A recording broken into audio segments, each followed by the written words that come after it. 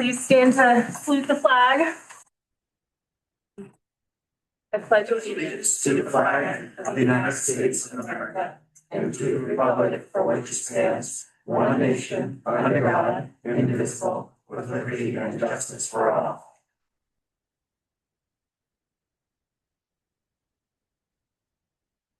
Our first item is the approval of the minutes from July 8th, 2026 and July 22nd, 2026.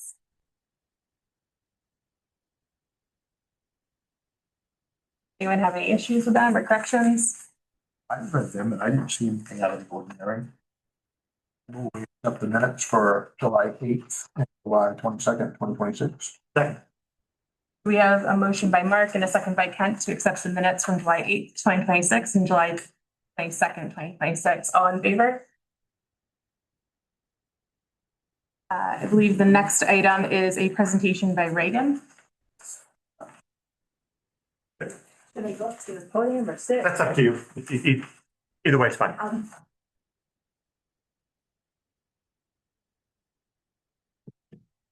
Good evening, everyone. My name is Reagan LaRochelle, and I'm Economic Development Consultant for the town of Monmouth. And I appreciate you putting me on the agenda tonight. I'm here today with developer Joe Kroll from A&O Properties. He is currently building the homes on Sandy Drive and came to us with another project that he is looking to pursue. Because of the timing of some of the requests that we're going to be having going forward and the timing of the select board meetings, we wanted to get into this agenda to be able to present this project and give the town and the select board ample time to kind of process it, because some of these deadlines will be coming up quickly in later months. And so we just wanted to be able to give as much time as possible for everyone to be able to understand what we were requesting. But first, quickly, what I wanted to do, because I know we do have a couple new members of the select board, is to talk about the tax increment financing districts. Actually, I just give them all to you. Yeah. The tax increment financing districts that we have in Monmouth currently. And for those of you who, or maybe the audience who listens, tax increment financing is a economic development tool that is part of Maine state law. And so what the tax increment financing or TIF districts allow municipalities to do is to attract and also help direct development and certain kinds of development. There's really a lot of control that the local government has over creating TIF districts and kind of setting the boundaries for them and whatnot. So it's something that I spend a lot of time doing here in Monmouth, is dealing with the tax increment financing districts. So I just wanted to make you aware that the town currently has 3 active TIF districts. The first and oldest one is the Main Street Omnibus TIF district, and that was started in 2013 and extends until 2043. All 3 of these TIF districts have multiple properties in them. So they're actually quite large, or the first 2 are quite large. The second TIF district we have is the Route 202 Omnibus TIF district, and that was just created in 2024 and is extending until 2054. And the third one, we just went active this fiscal year, is the Hillcrest Estates Affordable Housing TIF district. And that's one that Joe Kroll had requested from the town almost 2 years ago now, maybe, in anticipation of some funding that he was going after from Maine Housing in order to make some of those homes in that development affordable according to Maine Housing standards. So again, just quickly, for those of you who may not be as familiar with TIF districts, basically when a town creates a TIF district, the value of the properties in that district is frozen for the duration of the TIF district. So for example, the TIF district that we created in 2026, the values of those properties remain at their 2026 values in the eyes of the state for the entire duration of the district. And the reason that's important is because any new value that is created in this district, and I'll use Joe's development, for example, all of those homes that he is building in that TIF district are new value. And the taxes on that new value are what becomes TIF revenues. There's just special taxes that are generated from just the increased value in the district. And that's important. I'm trying not to get too technical here, but that's important because TIF revenues allow the town to be able to use them in special ways to encourage development and growth. And one of those ways is by creating a credit enhancement agreement. In the instance of the Hillcrest Estates, Joe had requested a portion of the taxes be reimbursed on that development so that he could make his numbers work. And so the town granted a portion of that development back to him, and also so that he could get his main housing funding as well. But there are many different circumstances in which developers need an extra little help to close the gap. And there's a real advantage for the town in that, one, you're able to direct that growth and development by assigning the TIF revenue.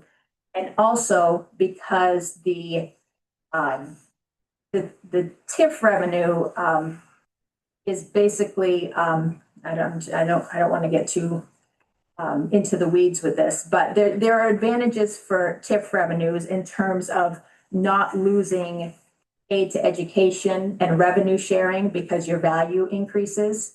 Any new value in a TIF district is sheltered from state funding formulas. So the town gets to keep that whole dollar instead of showing that their valuation has gone up and then losing aid to education money and revenue sharing. So it's great to shelter value in TIF districts and be able to use it in different ways, like incentivizing growth and using it for special economic development projects. So I've talked enough about tax increment financing. And if any of you ever have any questions and want to come in and talk more about TIFs and more details, I'm happy to do that. But right now, with that intro, I'm going to turn this over to Joe, and then I'll come back and just outline what we're needing you to be aware of going forward. Thank you very much, Reagan. Thanks, everybody, for coming tonight and fitting us into the agenda. I really appreciate it. I've got small packets here for everybody. Just a few pages. We're still quick in the development process of all this. It shows the current Hillcrest Estate subdivision as is with the 16 house lots on the first page. On the second page, it shows what we're proposing to do with phase 2 of the rest of the land off of Route 202. And then the third page is just an idea. We're still working with our contractor, Coach Brothers, to get a definitive plan and blueprint together, but it gives an idea of what the building will look like and what we're going to be putting in it for units.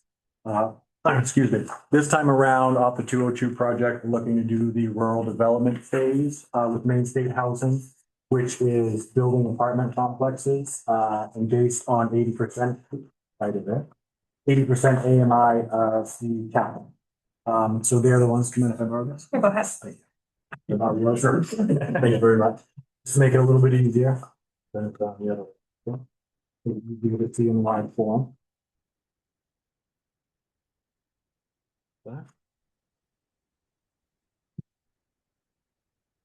So what we're proposing this time around is working with Main State Housing for the Rural Development Program. What it is a multi-unit program to bring housing to the rural districts, obviously. And what they do is if we build a certain size building, they're able to help with the funding of that building as far as the whole process of it. The tight timeline, as Reagan was talking about, is unfortunately with Main State Housing, they give a 3-month application process. So we knew it was going to be coming sometime and have been tentatively planning, but it speeds everything up when they all of a sudden say, okay, here's the dates that needs to be due by this time. So that's why I really appreciate you guys fitting us in. The Hillcrest development for the subdivision, as Reagan mentioned, is a 16 house residential subdivision. 9 of those houses, we partnered with Main State Housing for the affordable housing project. So what that means is they were able to help us with the project So we're able to bring in city sewer, city water, underground power, bring in a nice new development. And 9 of those houses, we will build based on the median income and the sale prices that Main State Housing tells us to. So we've just recently this summer closed with them. We've already built and finished 3 regular market houses in the development. We're in the process of building 2 more of the affordable houses, with a 3rd one just starting underway on earthwork. So abutting that land, this has kind of always been our hope and goal, is to use that entire land to bring more housing and people into Monmouth based on the need for the school system and everything else. One of our houses we brought in, we already were able to bring in 4 children in that household. So that's a great thing for the program. And with the affordable housing that we're putting in there, the hope and goal is, again, it's based on income set by Main State Housing, but it's also a great first-time home buyer program. So we're hoping to be able to bring in some younger people and get some kids for that. With this next phase, what we're hoping to do, as you will see, there's a bunch of different stuff on there. Because of, as probably most of you all know, one of the tough parts being in this area is having all the different bodies of water, the DEP regulations, privacy watershed, and those types of things. So with the development that we've already got going, we end up having to use a lot of things for phosphorus control and those types of things. And so what we end up needing to do to be able to develop the rest of this land is we have to work with DEP, end up doing some penalties for phosphorus control, just to be able to use the rest of the 20 acres that's available over there for development. So that's a lot of what this TIF will end up doing if we're able to secure it, is helping with the DEP process to get those regulations taken care of so that way we can develop that land. As well as our goal is we're just off of 202, almost across from Dollar General, and then running down to the conservation land. So our goal is to be able to bring city sewer, city water up into this development. Even though we're looking at the 1 apartment building at this time, because of all the phosphorus control and DEP, we're trying to plan for the entire development of that area. Our goal and our hope, what I've been working on the last year also, is to hopefully bring in some sort of franchise into there.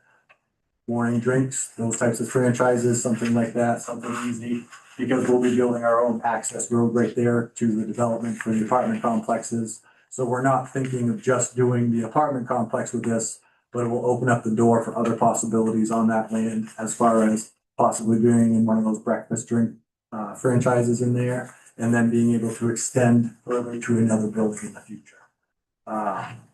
So again, that's basically what this would end up, why we're requesting this money, is because of the cost to bring the facilities up Route 202 to the land to access that. And then also the cost of the DEP and everything because of the phosphorus control.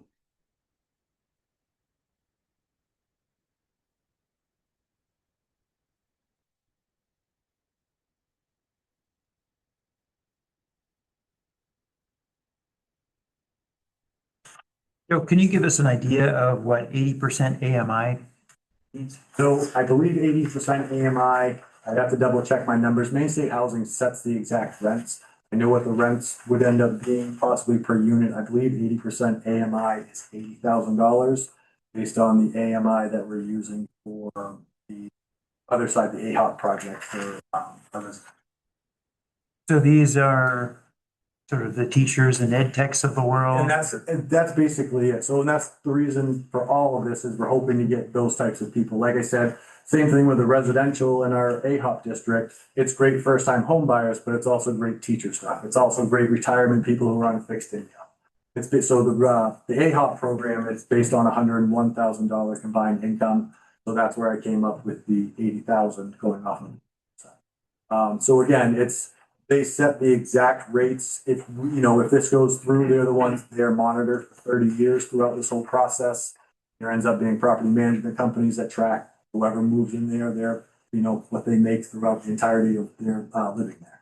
Because unlike the AHOP program, where we build it for these specific people based on their income, once we sell it, they obviously own their personal property. Whereas a multi-unit, we would obviously own it the entire time. So that way, we have to keep track of everybody's income that lives there to make sure that they always fall within that 80%. And for how long? 30.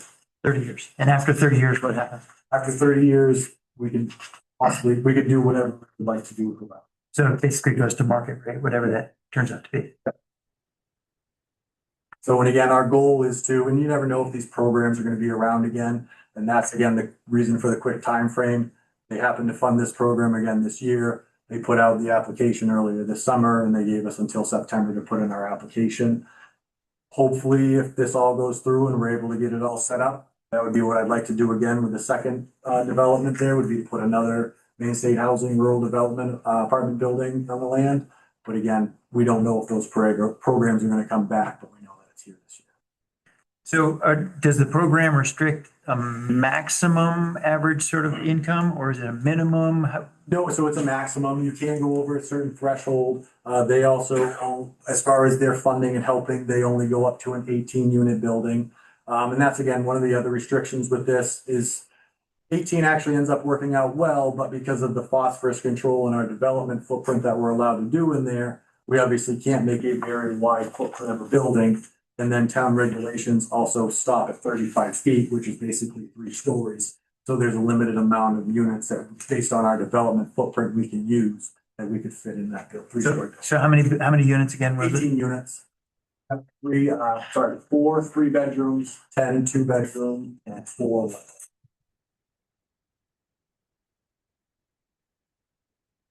How many of the units are going to be accessible? All, that is the standard to Main State Housing is they all have to be accessible. There'll be elevator, they'll end up being laundry on ground. Everything has to be, Bill DeJoy Brothers is the general contractor. They have done many of these projects. Aside from being great at what they do, that is a help. It helps me with Main State Housing if I use people that have used them. They just finished the recent one in Gardner, the Iron Heights project, and they do many.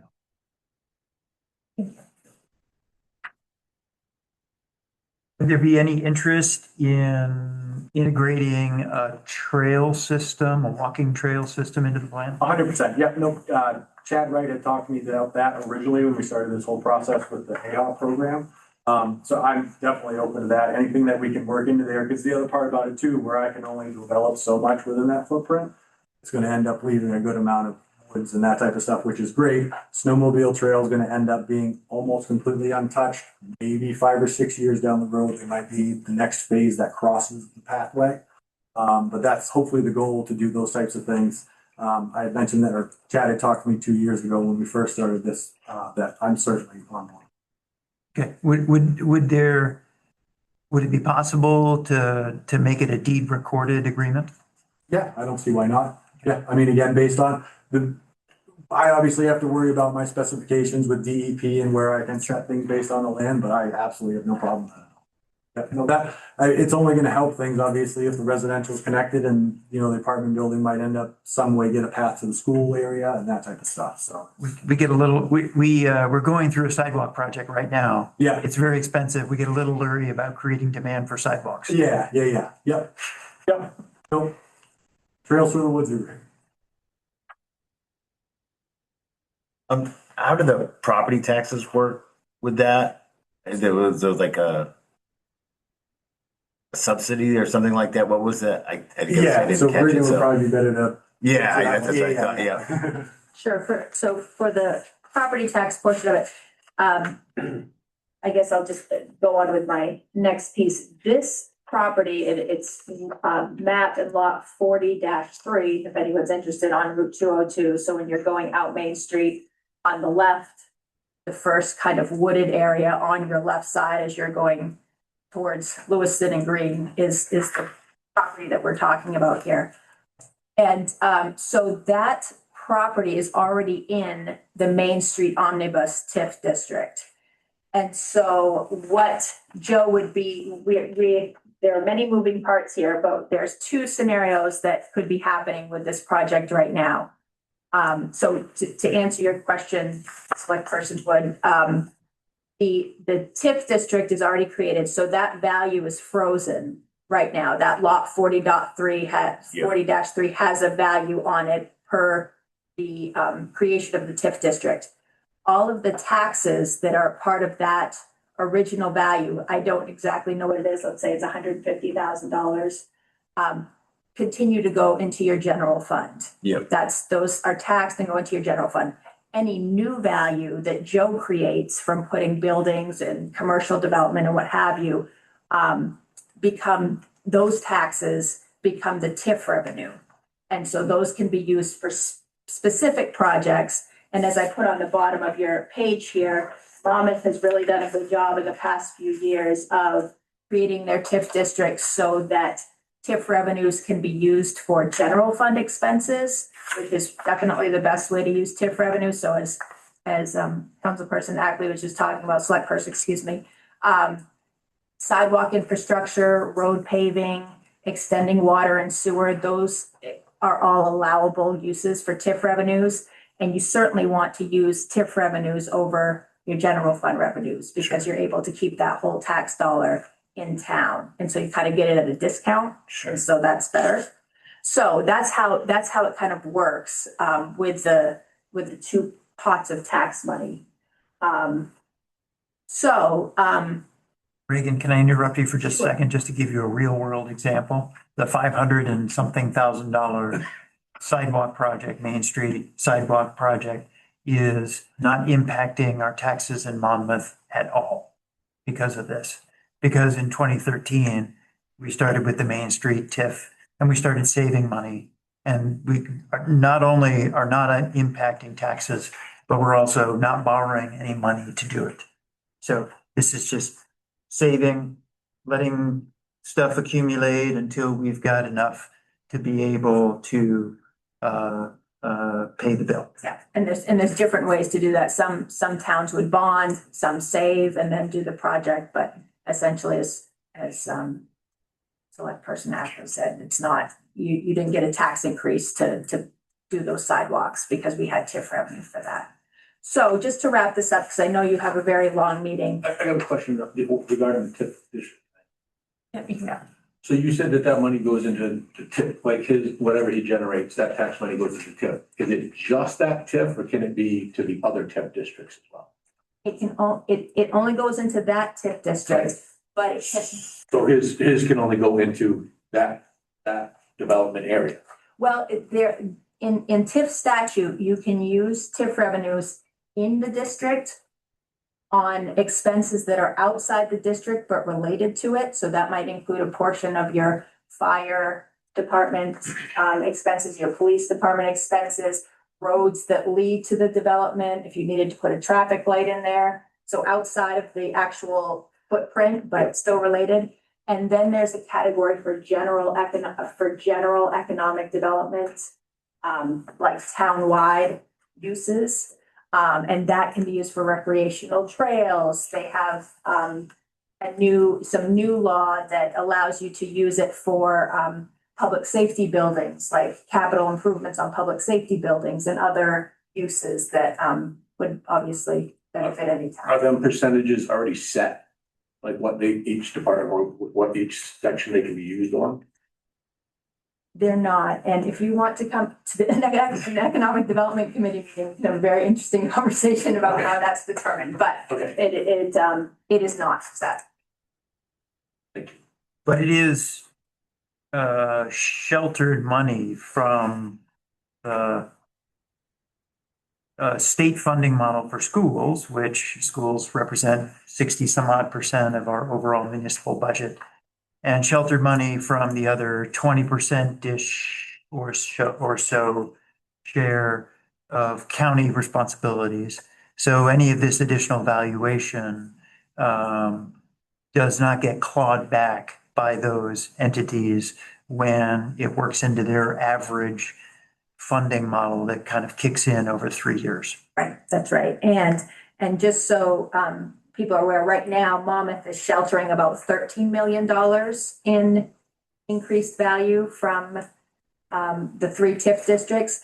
And that is because when the Main Street Omnibus TIF district, it would be more, except the Main Street Omnibus TIF district only captures half of the value in the district. And so that brings me, I know I'm trying to be sensitive to your meeting, and I know you have a lot on your agenda. Brings us back to kind of the 2 directions we may need to go with Joe's development.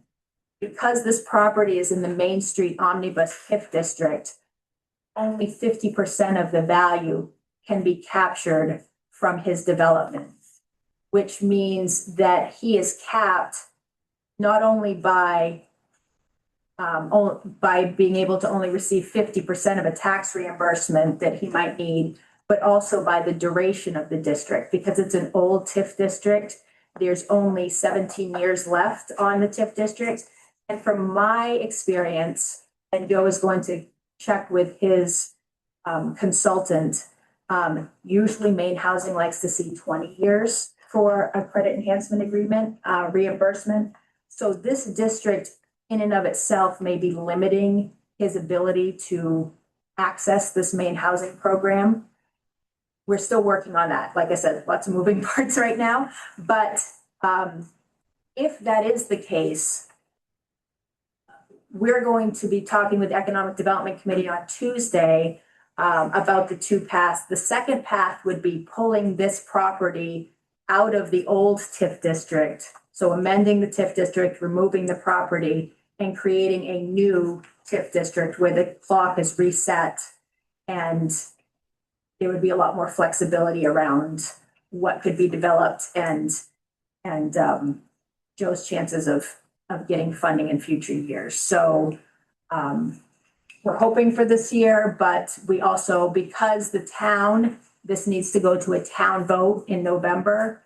We wanted to give some lead time and help everyone understand what we might be asking for later in terms of getting this on the ballot in November.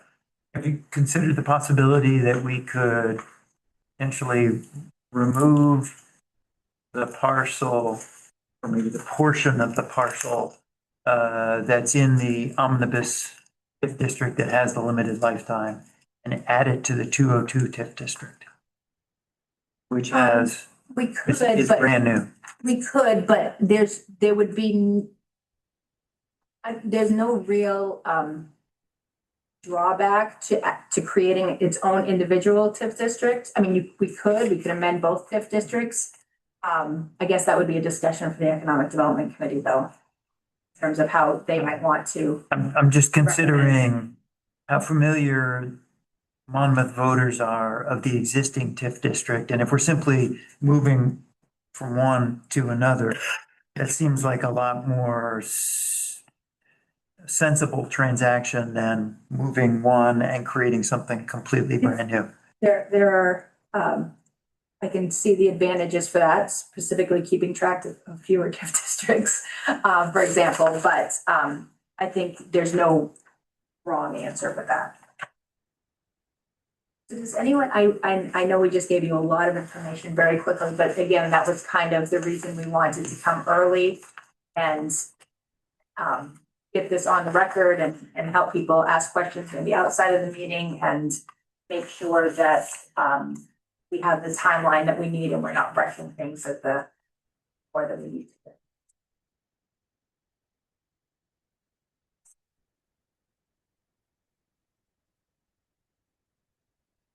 I think we're all set. Thank you. Thank you very much. Appreciate it. Give you your name placards back. Next up is department report. And I have a method to my madness. I want to go with my grandson, like football. Good evening. I'd just like to say that we had our community night out last night, went very well. Appreciate those who can make it and who indulged in my cooking.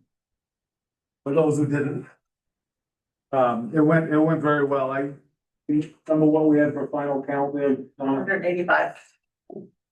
So we had a good turnout. Just want to thank those who did come, the fire department, with their BMS, Public Works, for all their help and support during that, as well as all the other agencies on aging and the fishing game and everybody else for coming and making it what it was. Special thanks to Donna for organizing and making it what it was, because without her, it wouldn't have been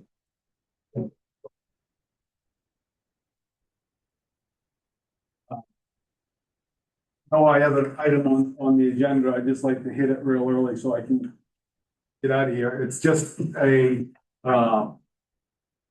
request for forfeiture money to be allocated to the community for, police department for its efforts with main drug enforcement and, in a specific case, we had $4,941 seized by, on one of our search warrants.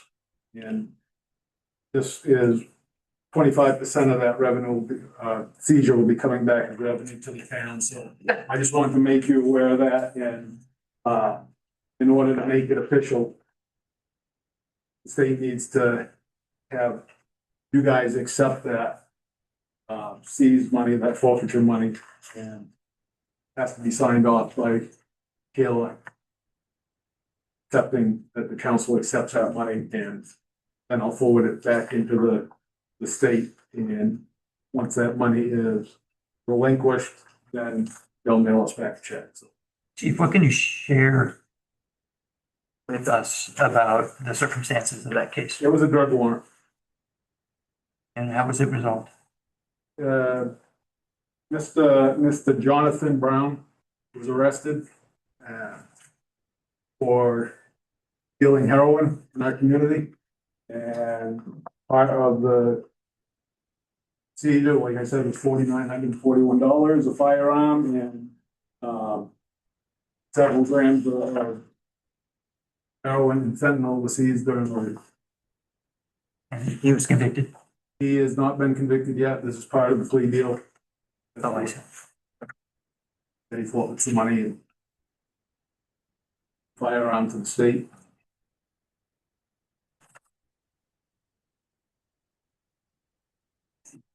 I make a motion, we approve the forfeiture request. Second? So we have a motion by Kent, a second by Mark to approve the forfeiture request from Chief Ferland for 25% of the $4,900 and $4,941. All in favor?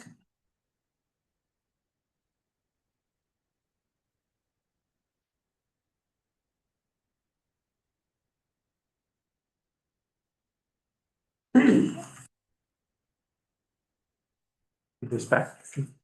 Yes, I get it sent in tomorrow. Thank you.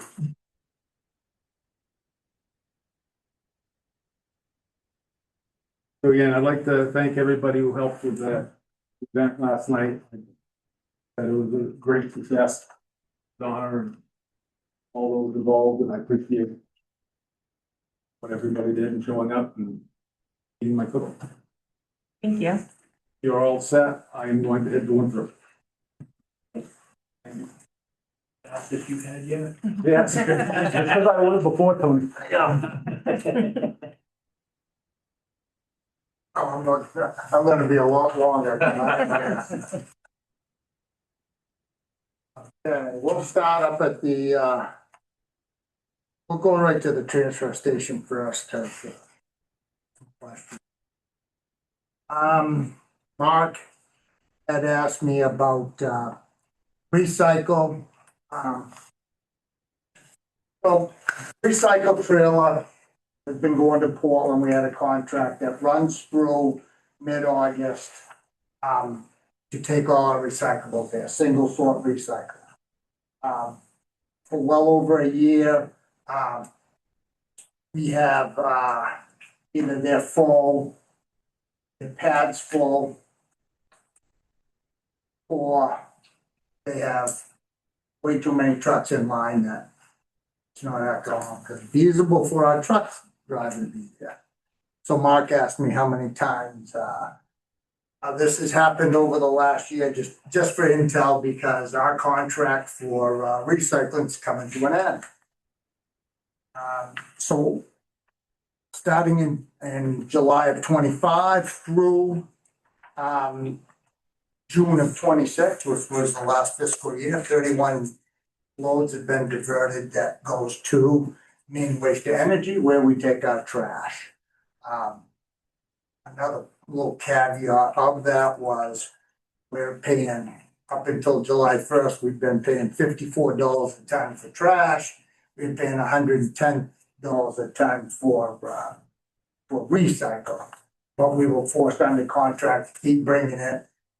So we had to bring it and then they'd refuse it and we'd be back. So 31 trips, got sent back. It averaged, a little over 2.5 loads a week, that ended up being converted into the trash. Yeah. I mean, I can go deeper, but What's the delivery cost difference? I mean, like, how much do we pay the driver to go all the way to Portland? Let's, You find out he's gotta come back to so Lewiston. it's 260, I'm thinking, cause 4, 5, ish. For 2 weeks. So 200, it depends if he goes 2 times, 3 times, there's variables. We won't hold you. It's about $120 cheaper per trip To go to Auburn. to go to Auburn. I mean, obviously driving all up on. 3,600. And we got impacted, this is very common, got impacted by fuel surcharge because diesel fuel is, way north of $5. So, yeah, definitely expensive. So, so if we're good on that part, we'll move on to the recycle, where we are in recycle, because I told you we're working on a plan. What are our options? So a recycler, wants to start collecting clear glass. He'll put a tote down there. This is gonna be like a pilot. He's trying to figure out if he can make this work economically. Multiple transfer stations. He's from Monmouth, so he wants to start here. He likes our transfer station. It's a good opportunity for him for several reasons. One is we have room for him to put his totes for glass. They're covered totes, so there's a top that flips down over. They're on a pallet, so we can easily move it when one tote's full, move in an empty one, boom, we keep going. One of the caveats of his plan is bottles, as in the nickel bottles, the bottle bill. So he's got a contract, he does all the clink, which if you go to Hanford. So we have a bunch that we collect down there for several fundraising / community projects, whether it's the Boy Scouts or a field, or I just looked at the sign today, you think I remember, but no. Boy Scouts, the backpack program, Masons. the Masons, Like a graduation. yes, the junior class, right. So.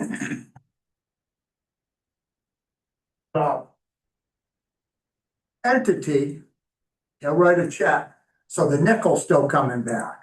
He's only interested in the money that the collector and the distributor, that there's more money than a nickel there. It had been it went to 8, it might be sneaking up to 10 now, that his company would collect. So out of that, say he's getting 9 cents, 5 still comes back to our program. Nonprofit, whatever Nonprofit. that. However, so there'd be no negative impact. His interest is piqued by, there's really no bottle redemption in Monmouth. So it's a good opportunity for him to create the little speed bump we have to work out with. What if it's separate and it doesn't, some people may want to give to pick up Boy Scout. Somebody may not want to. So there could be another bin where. I think, Tony, I'm pretty sure it all goes, I think I asked this question like 2 weeks ago. Because someone was down there collecting bottles and I think they have a kitty They do. And it just, I'm they just divide it in Trying quarters. to show you Yeah. what the options are. Okay. So an option would be what if somebody wants their nickel back? So they bring their bag down, they want their 5 cents. That's where the piece of the puzzle is trying to figure out. Somebody doesn't want to donate. Now, not everybody, you know, I handle it different. You know, Right. the People want their one money. that walks around picking up bottles on the roadside, working for the money, wants his nickel. I get, I get it. So that's one of the little steps that we're trying to figure out. But we haven't in the past supported John Q for collecting his nickel. It's all gone into whatever, right?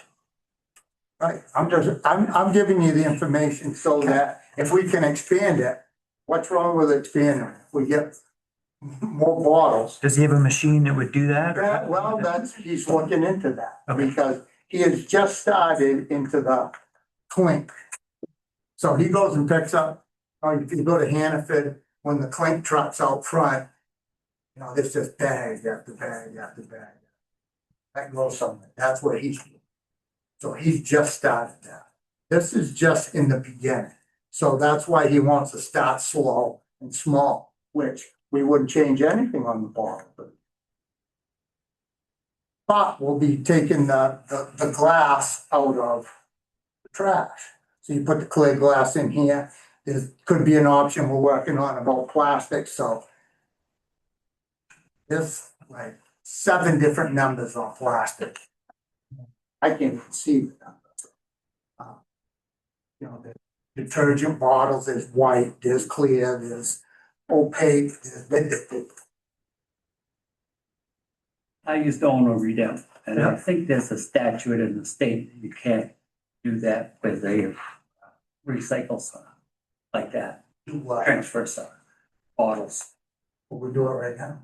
I know. So, Something you might want to look at. We could ask the town attorney, see if there's something there. so Ask Kayla to go do a quick search. this will try to get bunch of the stuff out of what's going into the trash anyway. That gets recycled. Cardboard is cardboard's the one thing you can make money with.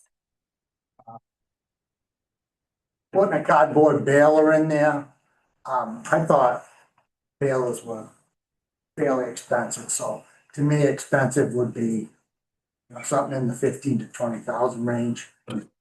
You can get a used baler in the $3,000 to $5,000 range.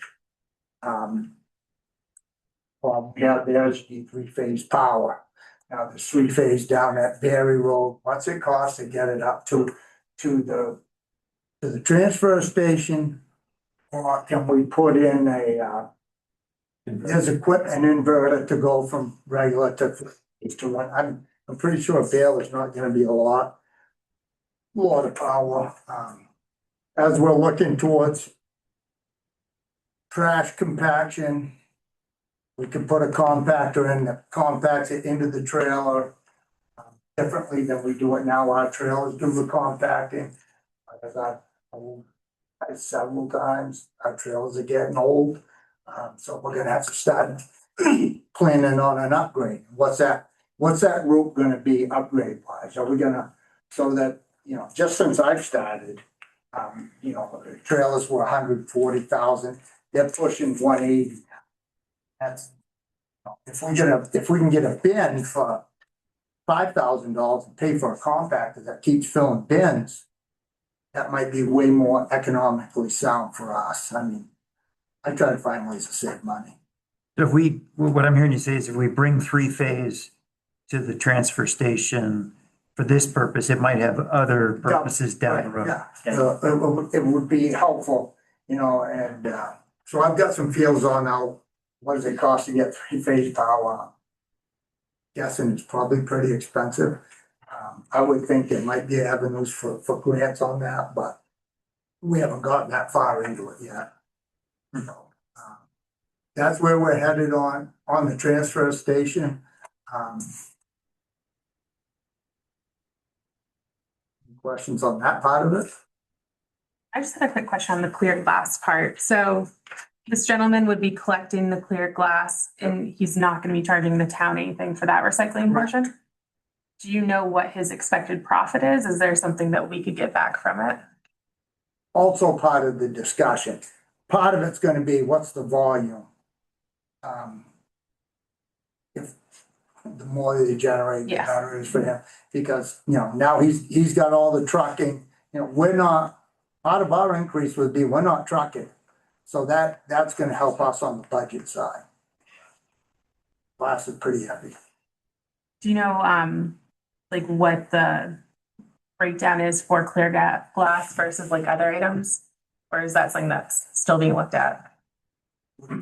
Like End of it. the cost of it right now? Well, glass is heavier than everything else that we throw in recycle. We just pay by the ton. So we're paying by the ton for whether we send it to recycle, which comes in next week, or the trash. So our trash just went from $54 a ton to 110, I believe. But so he doesn't know the number for like Well, how much he would get back, like in No. terms of per ton? That will all depend on volume and without starting the program. I mean, we have no way under the present setup, we're single stream, so everything goes in the trail. We get no report that we sent X amount of tons of glass, X amount of tons of paper, X amount of tons of cardboard. I just we didn't know don't if he get had to a break- fixed Yeah. amount he would get back per like unit. No. Okay. It's like any other commodity volume counts. And most recycling right now is not worth anything like it used to be. So what is he doing with the glass? He's got someplace in Canada, I think. It's taking it. Oh, maybe they're grinding it down to The sand. clear glass is worth a lot more than the color glass. Yeah, this is for clear glass. Clear color or clear? Colorless. Clear like pickle Clear. jars, colors jars, Colorless glass. yeah, colorless glass. Sorry. Yeah, that's I think not, that's not a bad one.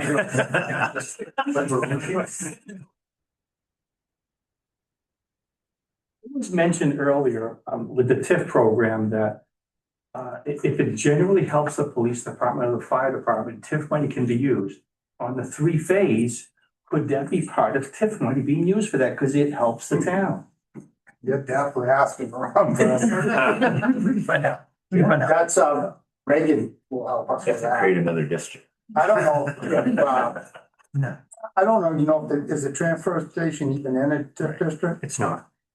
But it doesn't necessarily, Doesn't, there are certain circumstances when it doesn't have to be. this could be one of those instances. I don't know. I mean, there might also be, if you're replacing a diesel powered compactor with an electric powered compactor, then that might Which, be of interest to somebody. Yeah, which you're is right. what we would be doing. We can find out. Okay, we good there? On the batteries. Batteries are, I keep telling you guys, but we got another issue. The amount of batteries, and I'm talking car batteries, not AA, AAA, D. Car batteries that we take in is mind-boggling to me, because when you buy a battery, you have a core charge. And you get charged, you bring your battery back, you get money. But instead of doing that, they bring it to the transfer station and pay money. And so we just generated 5 pallets of batteries in about 3 months. That's great. Well, it's great to get them out, but so Are the we $5 cashing in? isn't count, so we have to take them down to Schnitzer's, which is down in Auburn. We're not Get even rid of paying them. for, We're not we're charging. not even paying for Right, our we're not gas. paying. $5 batteries. Charging enough. We're not Now charging. the problem is, where do they go if we don't take them? One thing we did find out today, we're not allowed to take a battery if it's broken. So if the case is broken, we can't take it. Now let's go back to the little ash issue. When we can't take it, we can't take it. It's, you know, all it does is get us in trouble. When we take stuff we're not supposed to, yeah.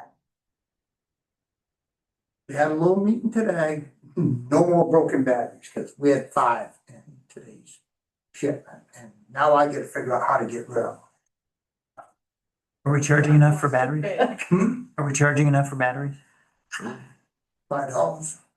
Yeah, but if people are still bringing them to us and if it's a loss for the town, That's why I'm bringing this. it's fine. Can we not accept one? But Tony, Oh, no, you don't want to do that. I bet you charging, you make money at Schnitzer's as well, $10 of that. Right, but It doesn't You cover, make 15 per bat. does it cover the cost? we're trucking. I'm thinking, Sure. I mean, it's, so it didn't happen today. The last time we took them down there, that we were in line, it was 3.5 hours. Oh, okay. So today, of course, this will let you in on Tony's cycle. 1 o'clock, we're done eating lunch, I said, well, take the batteries down. Well, I don't know if we have time. Last time we were there 3 hours, I go, just go. We're not gonna sit here and twiddle our thumbs waiting for tomorrow. We were successful today. We were back in plenty time. They're all worried you might get half hour of overtime. So batteries I'm working on trying to figure out what we do with broken batteries. Yeah. And then, Is there a disposal process for that? Hmm? There's got to be there's got to be like an EPA, what do I do when the battery's broken thing? So I just got this at 3 o'clock this Yeah. afternoon. I- I will be digging in. I'll have an answer. I'm just, if we're still taking a loss on batteries, I'd say we're not charging enough. But I'd also say we absolutely want to take them, because if we don't take them, they're gonna end up by the side of the road. I don't disagree with you. Yeah. But on the same caveat, just went way up, and this is why the scale's gonna become very vital. Because voted to keep going with demo. We upped the prices quite a bit, which making a huge difference on what we take in. Mattresses. But we're still not covering the cost. So we're not charging enough. The only way to equitably make that work is a scale, so that the guy that pulls in with a half a trailer pays, this is what it weighs. The weight doesn't lie. So that's why we headed in that direction. That's an update on that one. Can I ask a question? If we do that on scale, do we have to have 3-phase power for that too? Okay. Where are we on the scale process? I know we need to ask for funding approval from the voters. Do we need to do an RFP or get a more accurate picture of that, or is that just gonna go to sleep until we get to November and we check in with the voters to make sure they're okay paying the? Well, if they want to pay for it, we have to wait till next June, because we can't raise money in the middle of the year. The budget's all set. Well, we could put it on the ballot as a withdrawal from the savings account, from the what is it? Sure, if you wanted Undesignated fund to, if account. you wanted to, I suppose you could do that. Well, that would at least get us, Top of my head, 100 grand, maybe 120, because we gotta pave 2 ramps to it. Right. But Right. 120 was probably the high end. so we could do, I mean, kind of depends on the balance, of the undesignated fund. But it's potential that we could, at least to get, Possible. Sure. so that it's ready to be constructed in spring when construction season starts again. Yep, you could. Looks like the state has a program for recycling those batteries for free that'll put something at their transfer station and they'll take care of it. Did you just find that on there somewhere? Yeah. What department? All to recycle. That's a state Yep, funding Yep. agency? yep. Because I just looked at most town transfer stations do not charge at all for battery return. Right. And that's probably what they do. Yeah. What's it called? Call to recycle. Number or? No, the number 2. Yep, exactly.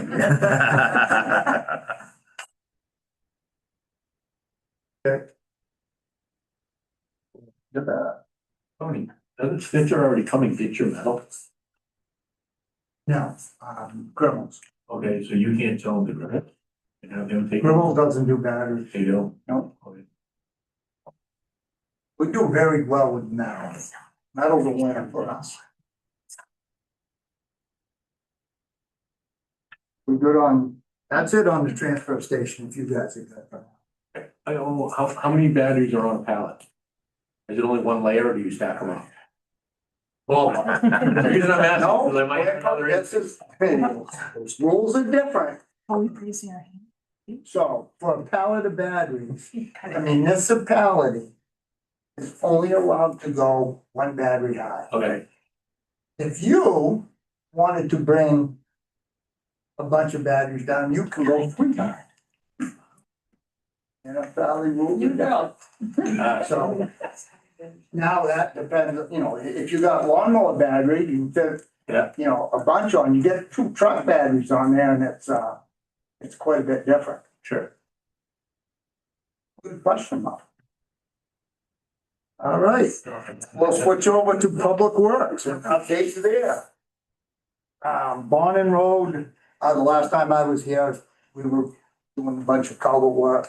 So Bonin Road is now ready for the paver. Tilson we're waiting on the surface pavement.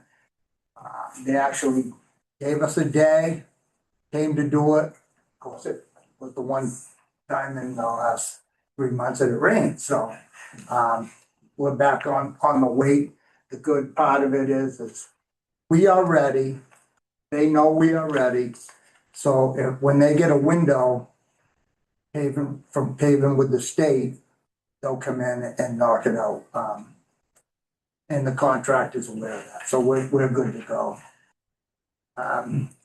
We've been over on Cressy Road, probably for a week and a half now, doing some major shoulder renovation, and ditch repair. We found a culvert today that, we may have to replace. We're gonna try to open up the ends and see what's going on there, but, along with that, we, especially up by Highmore Farm, the brush encroachment was, pretty bad, very bad.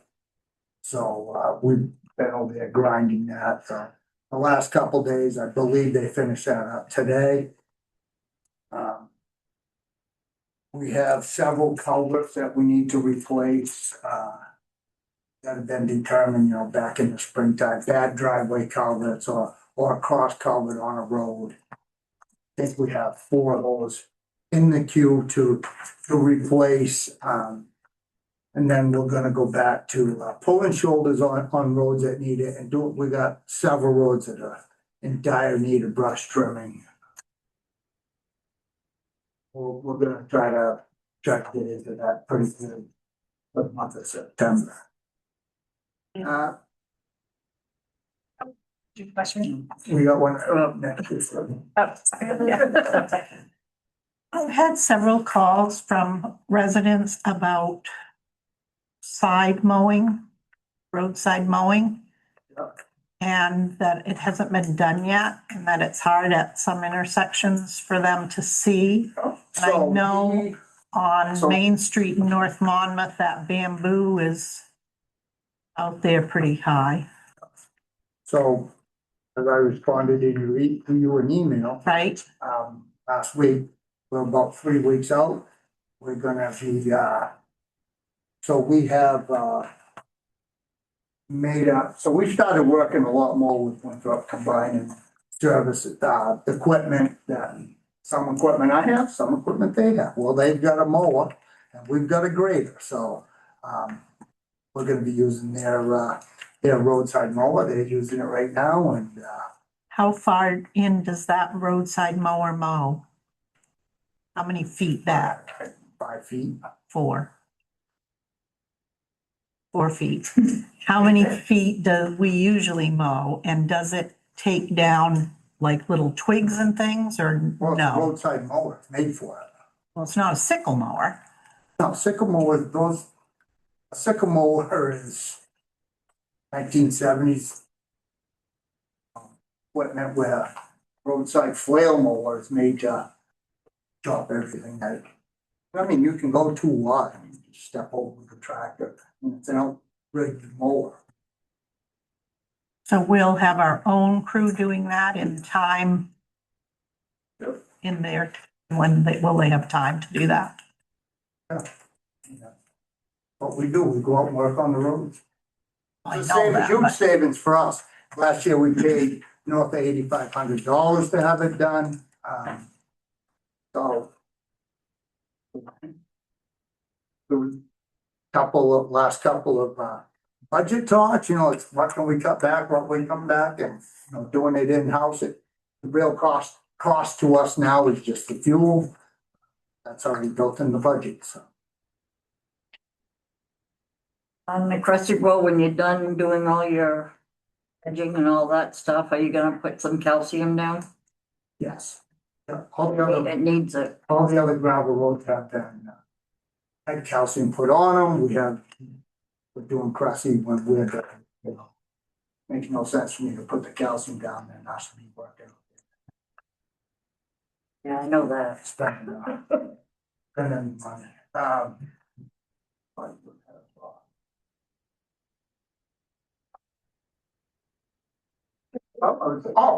So you said you've had several complaints. We've had 2 complaints that have called us. One was the end of Old Lewiston, Wilson Pond. The other one was somewhere in South Monmouth. We responded the next day, went out and trimmed back the intersections that were impacted. I mean, we're out there driving around.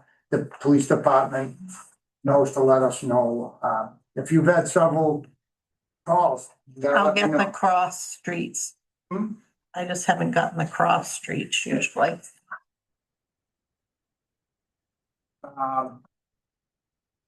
At Public Works wise, we've been working on, some equipment and I hate to say this, but we're gonna have to start getting up, working on our stuff for, winter. Our screen for winter sand is in, below poor condition. We've already procured the steel to fix it. We're gonna fix it in-house, so that we can get, several more years out of it. We redid the top, last year, so, down around the bottom. We'll, doing that. Every time I say we're gonna do it, soon break something. John's been busy. I think that's it for Public Works unless anybody has any questions. I just have a quick question. You said we're sharing the mower with Winthrop. Are we sharing the maintenance costs for the mower or are they covering those? No, they own the mower, we own the green. We got paid on. So they have far less gravel roads than we. They borrowed it for 3 days. So we piggyback that so in the spring grading, when road's ready, we run a roller so that we can roll the roads. We're splitting the cost of the roller. They only needed it for 1 week. We had it for 3. So 25% of the cost, they're reimbursing us for the roller. When we use it, it's pretty much the same as the sweeper that we actually share with them, you know. If I'm using it, I put the fuel in it. When we're done, it's full. Same thing with that. So. Hey, I think the Wilson Pond Road stretch that got recently paved looks amazing. Well, what that does is really show you how bad the section where the water main's going is. Oh, yeah. Well, we appreciate And people's, the bad news for that piece is, you know, until they do it. Yep. That's all that's getting paved over there and, And that's bad. So that's supposed to go out to, you might update me on this, out to bid in the fall. Start work next year. Work will go into 28. Depending on when said work gets done. My preference is let the trenches go through a winter and then we pave the road, because the last thing we wanna do is follow a water project and then, we go through a winter after I pave it, and you know where every pipe trench is, not good. So we're trying to avoid that. Occasionally I get a call from someone from North Monmouth, and usually it's in appreciation of the water main, not Oh, complain about, absolutely. not a complaint about the condition of the roads. Um. I didn't know. We had the bid opening today for the sidewalk project. Low bid was $790,777, which was fairly close to the second place bid, the last time we went for it. So everybody, what happened there, or you want me to tell the story? Yeah, sure. Why don't you talk? So we went out to bid. We had, I think we bid it the first time.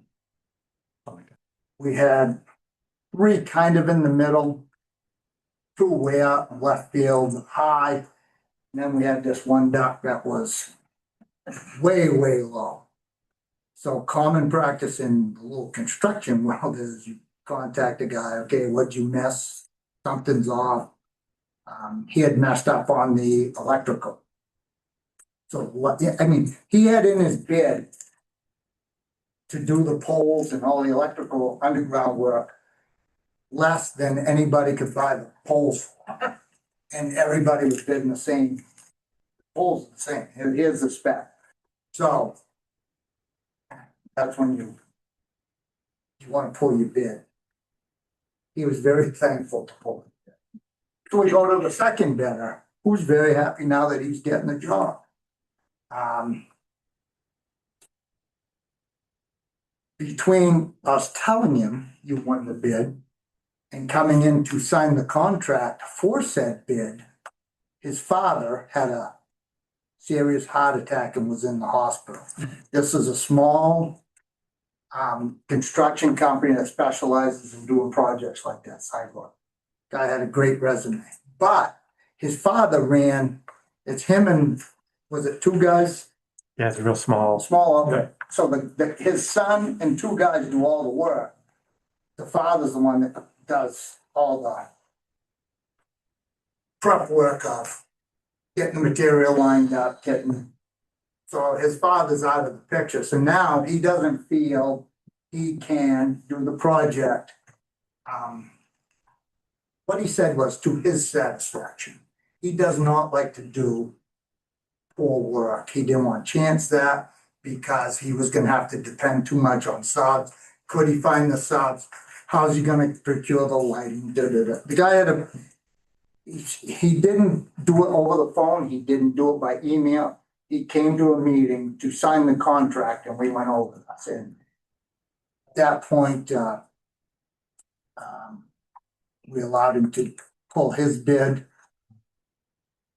And at that point, it was like, okay, we're down to the third guy. Is it worth rebidding it? Which we did, all the contractors. So this happened 3 weeks ago. We picked today because select board meeting. And so we've got a contractor, low bidder. The engineers worked with on several projects. Solid company, so our recommendation that we go ahead and move forward with this contract. But one of the things we changed in the contract was finish date, because this late in the game, can we get the components? Because the electrical company, the poles, they're not even gonna start building those until they've got no water.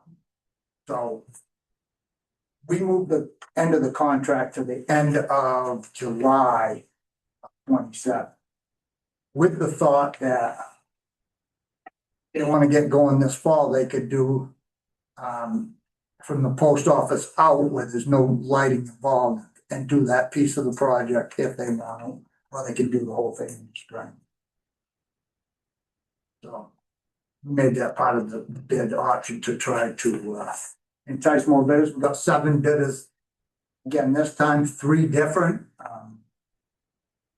It's funny, we had one of the very high bids the first time came down a little over 300,000 on his bid, and he was still second highest. So what was the final amount?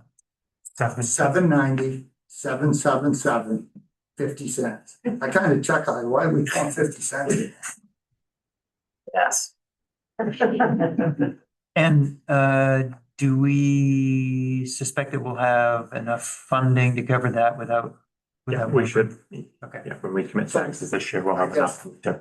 Just for the fund part, the fund part, the state's paying a little over 300,000 of this piece, and the rest of it's coming out of our TIP money, the downtown, I guess is a Main Street, downtown, whatever. Main Street. the name of the TIP is paying that. So this project is zero impact on our tax budget.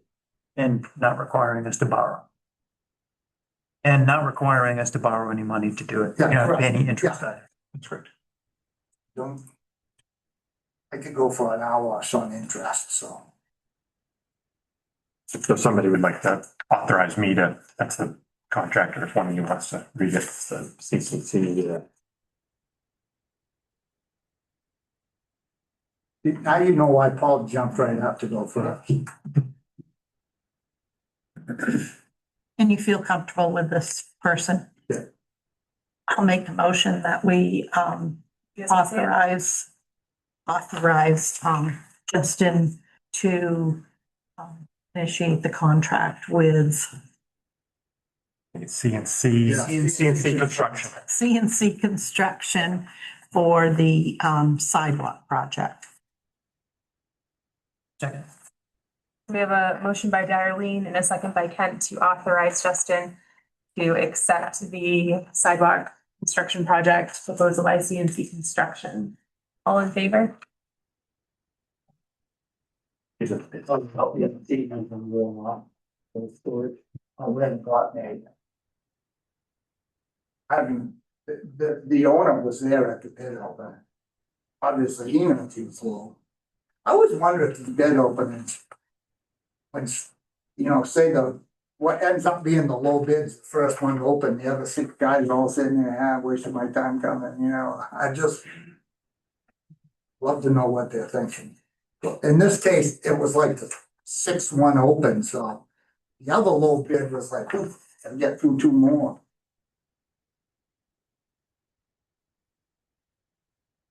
So that's all I have. If you got any questions? Anything else? You have questions? It's totally different subject from the emergency standpoint.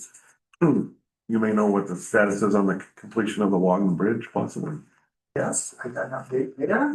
Can you hold on 1 second? Could you just, for the record, say that that motion passed? Oh, yes, that motion passed. Brian, had you? Okay, so 4-1. So the Wagner Bridge project today is about a month ahead of schedule. Weather's been awesome for those guys. Low water. So things are progressing very well on their front. Daily Flats, which quite a headache for us.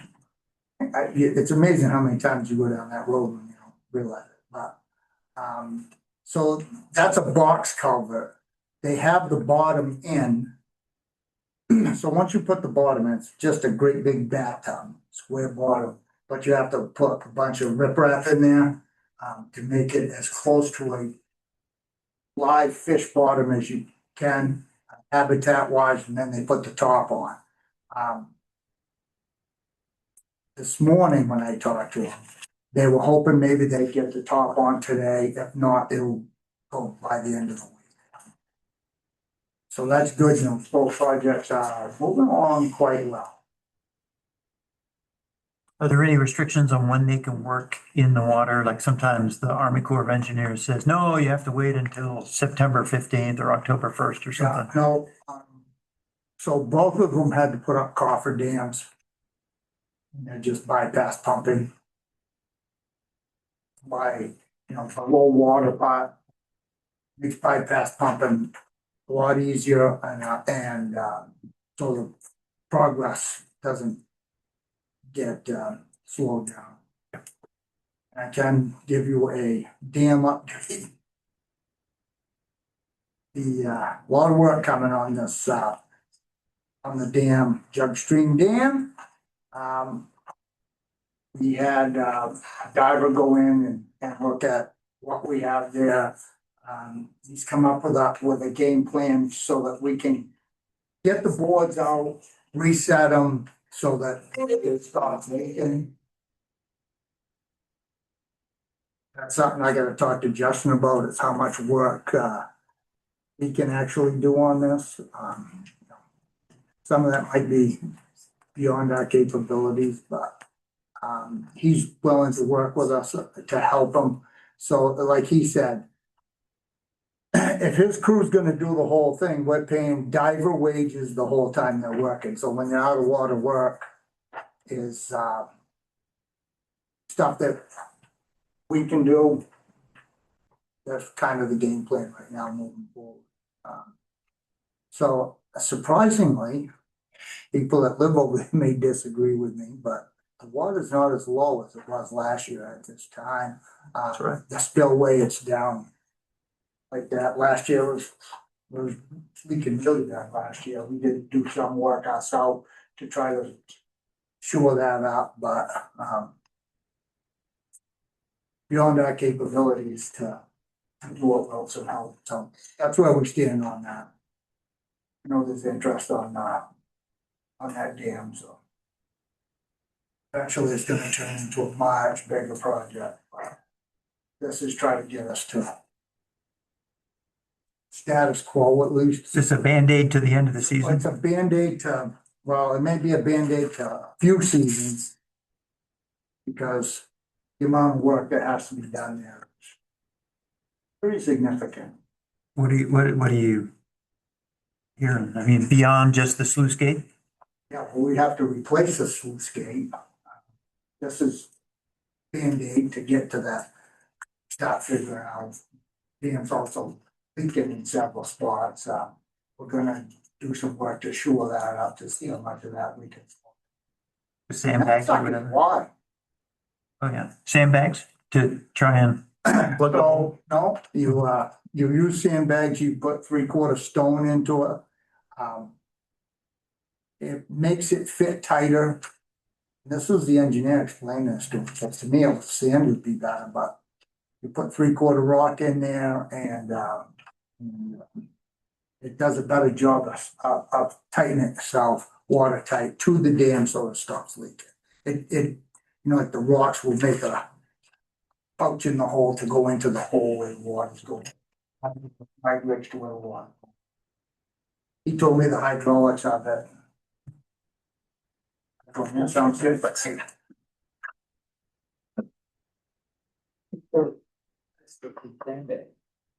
Five to 6 years ago. Say it again, Dave? 5 or 6 years ago, the divers went in and they put plastic in. Pool liner. Whole width. Yeah. And put, hundreds of sandbags up against it.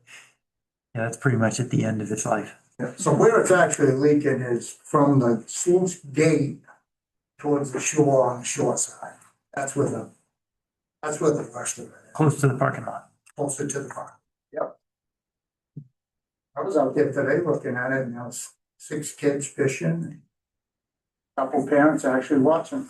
Yeah, when the water's high in the spring or after a 5-inch rain, it's actually able to go around the dam on the right side. You never want water going around the dam, right? Because it undercuts its foundation. So that's what it's doing right now. So there's going to be the ultimate the solution for it, once we get the engineering report, is likely going to be to cut a second sluiceway in there and extend that arm towards the parking lot further so the water can't get around it. We need to have more capacity to let more water out in a quicker amount of time so that it doesn't breach basically the edges of the dam. It's called the wing wall that you have. Yeah.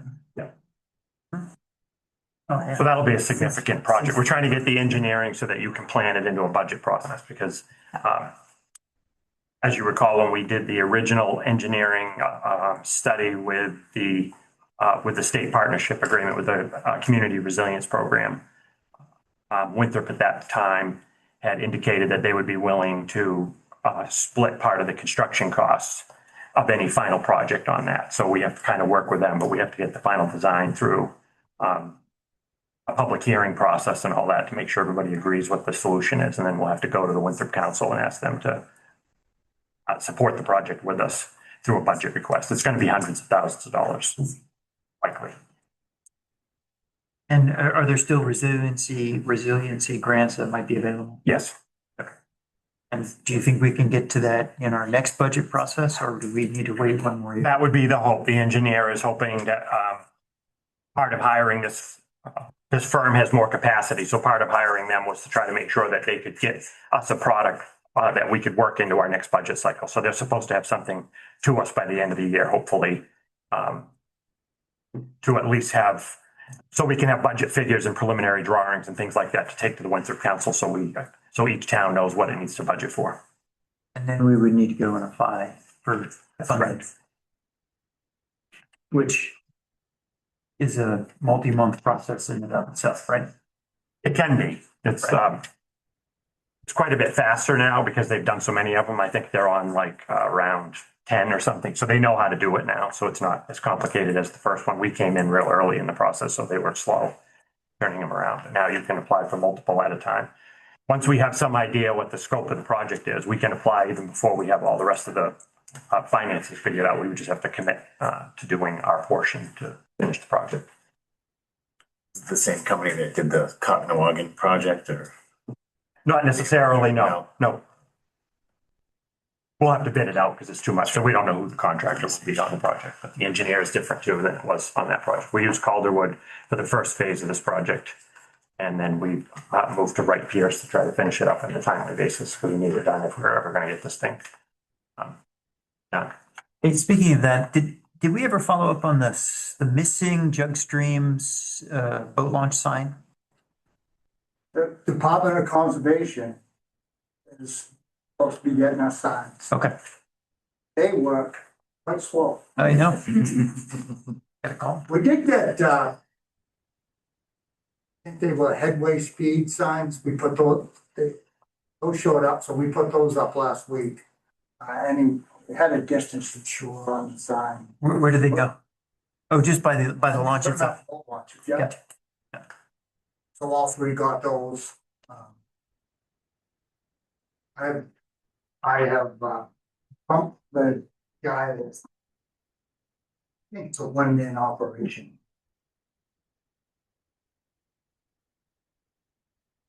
Any more questions? Thank you. Good. Thank you. Okay, perfect. Thank you. Have a good evening. You too. Hello. Thank you. Okay.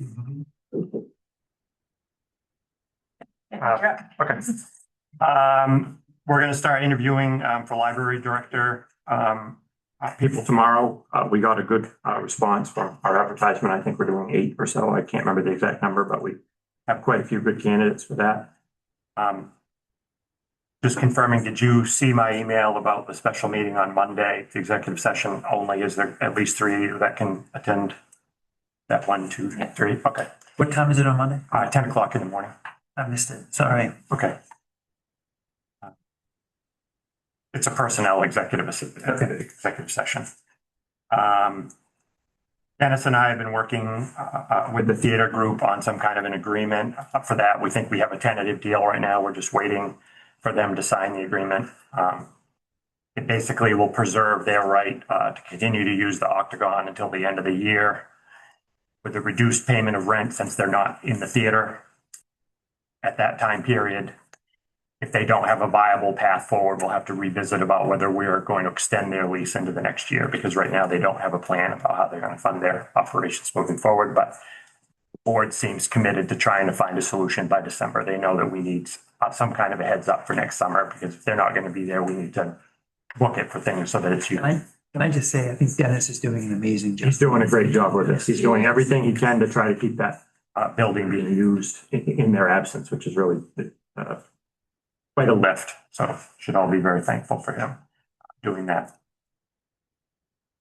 Dennis wanted me to ask if he has permission to use $6,800 out of the Compton Hall Reserve Fund to buy a single shed for behind Compton Hall, where all those little sheds are right now that he puts the lawnmower and stuff in. They're all in pretty bad shape. He'd like to get rid of all those and get one newer shed that he can put all his equipment in to take care of the yard. I normally would approve of an expenditure like this, but because he's trying to take it out of the reserve, I need your permission to do so. Can we build one? Huh? Can we build one? We don't have any capacity in the town to build one, but if somebody wanted to do it for us, they could, I suppose. Well, I make a motion that we It's $6,866. $6,866 expenditure from the Compton Reserve for that purpose. Second it. We have a motion by Kent and a second by Darlene to approve the $6,800 and change from the reserve fund, the Compton Reserve Fund for a shed. All in favor? Oh, What size shed is it? I don't know. I'd have to look it up, Dennis. I can tell you after the meeting if you'd like. sorry. All in favor?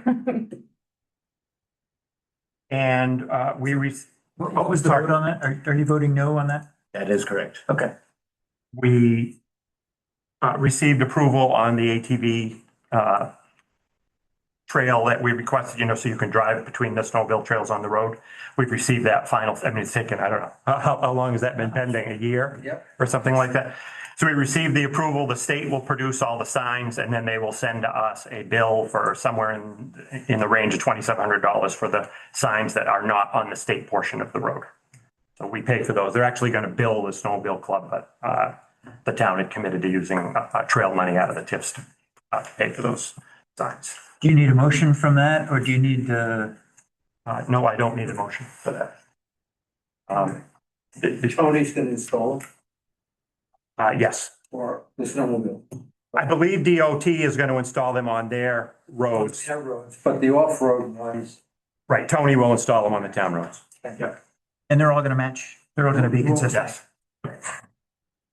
And that's what I have unless anybody has questions. Thank God. How long did we work on that thing? Like 3 years? Oh, and then it pended forever. I mean, it's been sitting on their desk at the state for, I don't even know when. Last summer, last spring? Not this one, but the one before. Yeah, Had to have dust on it. yeah. Thanks for the update on the process for disposing of a municipal road. Sure. It's quite a process, as you can see. Yeah, do you have a sense of timeframe, like how long it would take?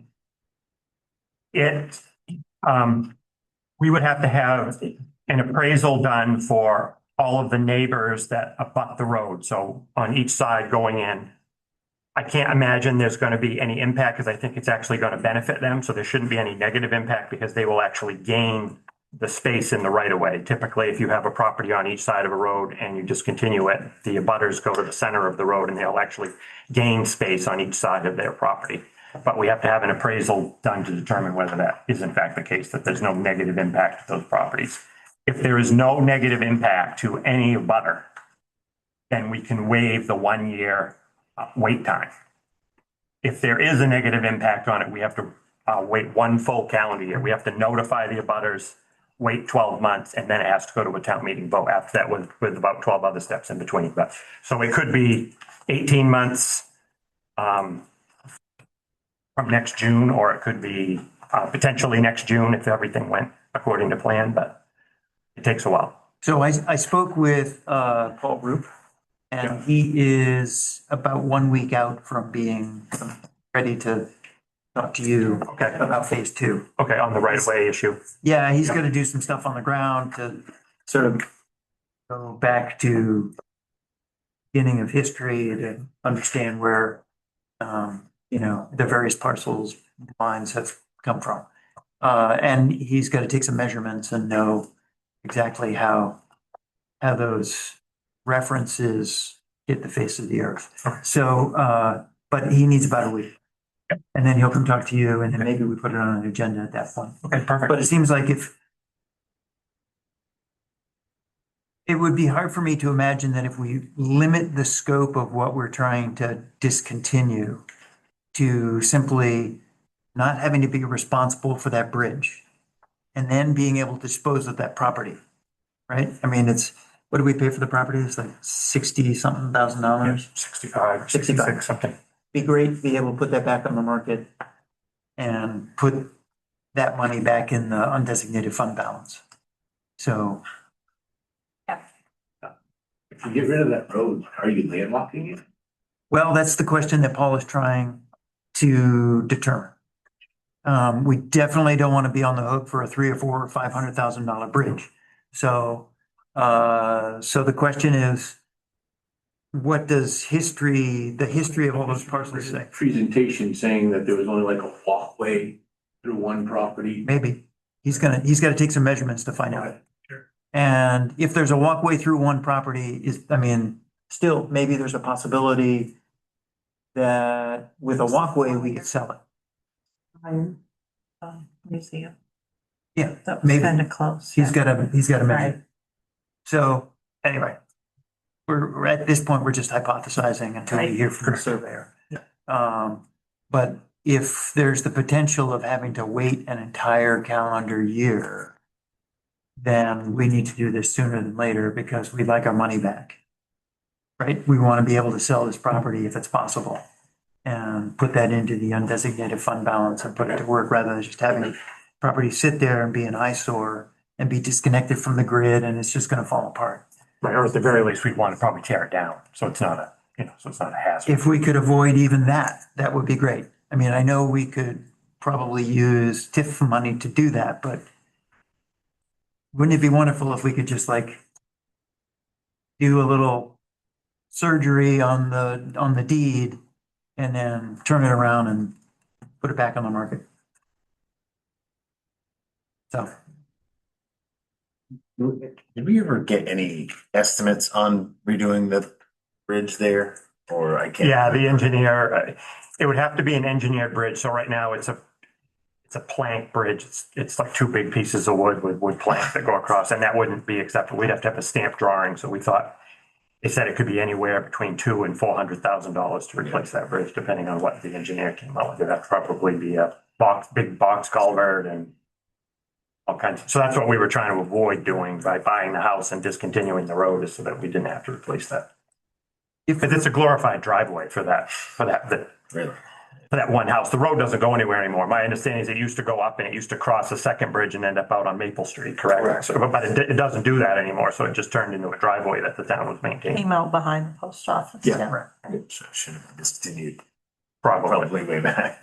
Well, we couldn't while it was occupied, right? While it was privately owned, it would be considered a taking. So if we had discontinued it way back while someone was using it as an entrance, then they would have cause for holding us responsible.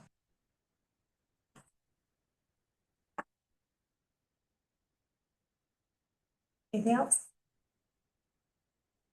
Next up is select board reports. I just wanted to check with you on when we're going to put out the request for police commission spots. I have the ad already. I sent it to the chief. He said he hasn't had a chance to take a look at it. It should be hopefully tomorrow or early next week Perfect. with a close date of the end of the month so that you guys hopefully will have some people to look at by your September 2nd. Yep. Okay.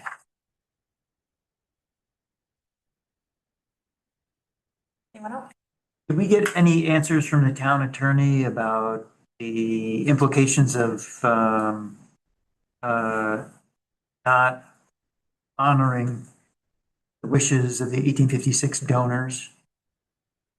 The preliminary thoughts were essentially not knowing the facts of what would happen to the building or anything like that. But He thought that it potentially could have created a trust, and I don't mean a trust as in like a legal document, but as in similar to, the best example I can use is the people that donated money to the town for the heating assistance fund. So when we wanted to dispose of managing that program, we had to find a qualified partner, which was RCAM or RCAM, or however you want to say that. It had to be a recipient that had sort of the same mission and that was going to do the same thing with it. His first thought, hasn't done a lot of analysis, but his first thought to an off the cuff question of mine was he thought that it probably created that kind of relationship.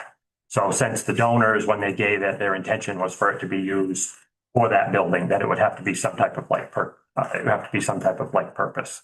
So whether it was the town continuing to hold it to benefit that building, or whatever the town decides to do with the building, it would have to be used for that purpose. But he said, I would need to know more substantive facts in order to give you a real solid answer. But that was his preliminary. I think I've given that to Mark and Brian. Do you want to read what? Yeah, thank you. I didn't bring it. So, because the donations here were made in response to a specific solicitation from the town, they likely created a charitable trust. A trust established for the purpose of maintaining and repairing the 1856 building. If the town intends to sell the building, it would have two specific options with regard to these funds. The easiest would be to appoint the new owner as the successor trustee and transfer ownership of these funds to them. That would be permitted under the Uniform Maine Trust Code under the citation. Alternatively, the town could take the position that the purpose of the trust is impossible or impractical after the property is sold. In that instance, the court would be petitioned to apply the principle of side price, thank you, and find an alternative charitable purpose that these funds can be used for. Technically speaking, if the town fails to do either of these things, ownership of the funds would revert to the original owners. That's basically it. Pass. That is if it was subsidy input. Because he was under the impression that it was. No, I don't think so. I told him that the funds were donated to the town for that particular purpose. I didn't tell him that there was a trust. He's saying that because they were collected or because they were solicited for a particular purpose, that they likely created that trust, is what he's saying.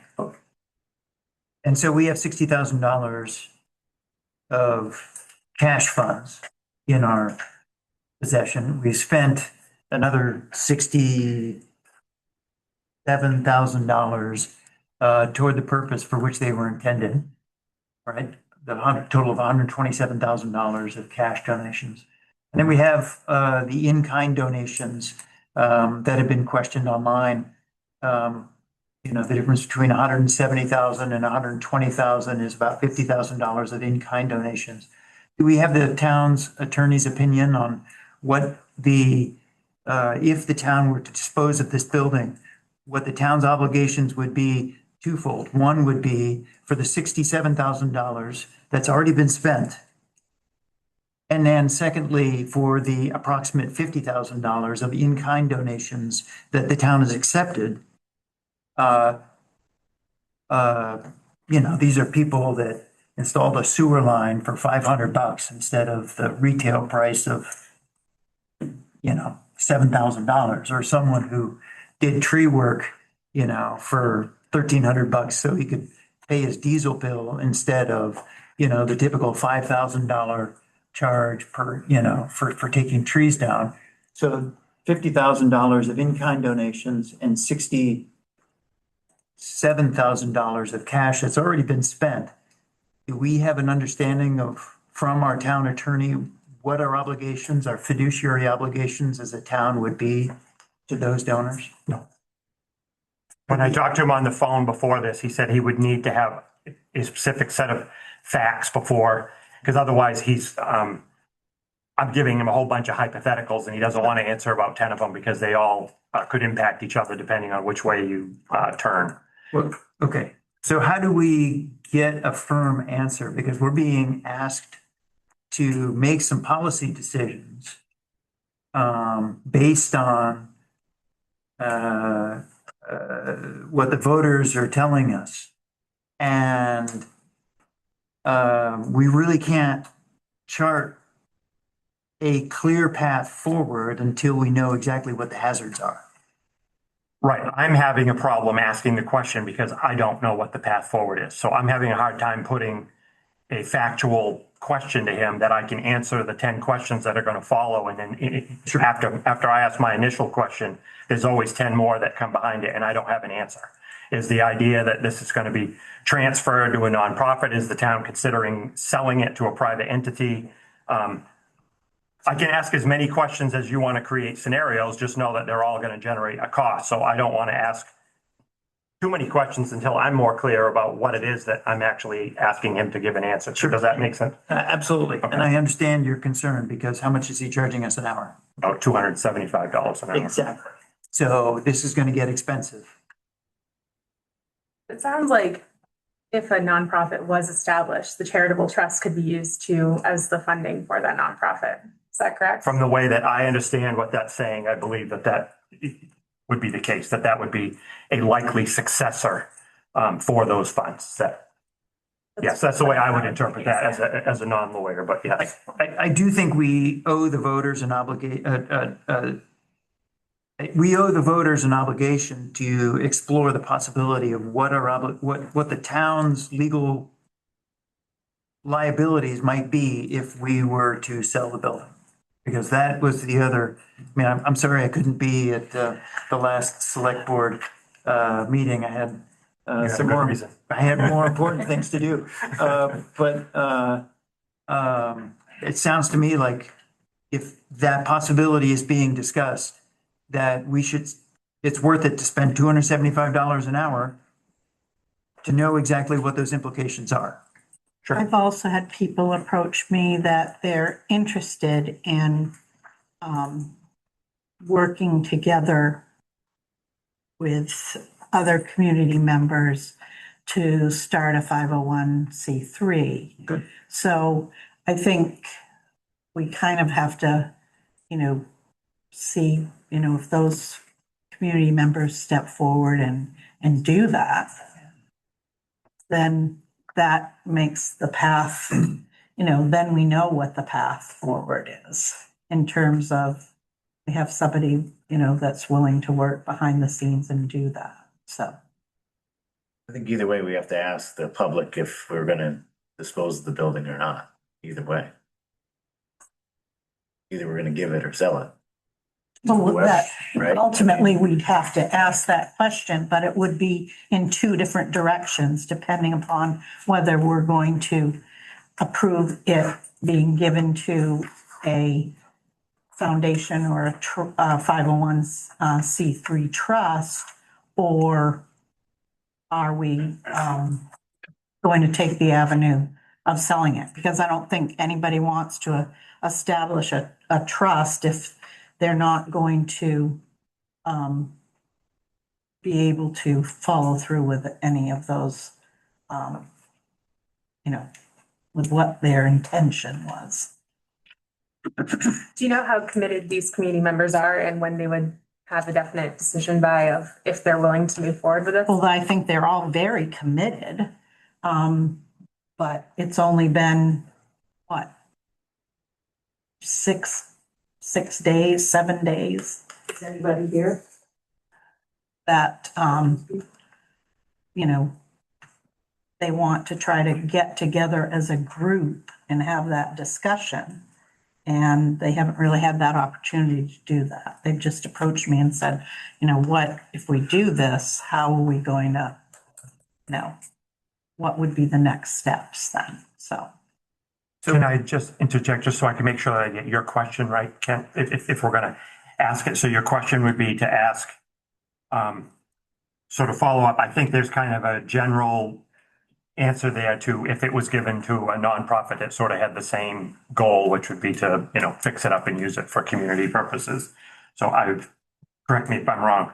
Your question is if it's sold to a private entity, how would you handle the in-kind donations and the cash that was donated to the project? Is that what you're asking? Both the cash that's not been expended as well as the cash that has.